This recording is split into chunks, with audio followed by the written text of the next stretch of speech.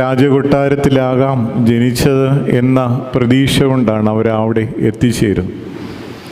അപ്പോൾ ഇത് കേൾക്കുമ്പോൾ ഹെറോദോസിന് വലിയ ആശങ്കകളും ആകുലതകളുമാണ്.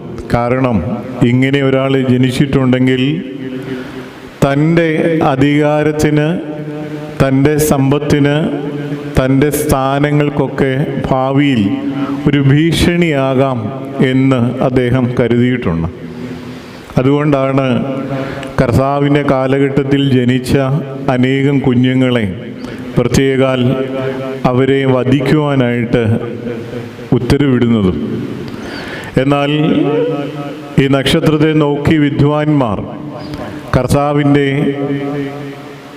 ജനന സ്ഥലത്തെത്തുകയും അവരെ വണങ്ങുകയും വിശിഷ്ടമായത് ദൈവസന്നിധിയിൽ കാഴ്ചയെ അർപ്പിക്കുകയും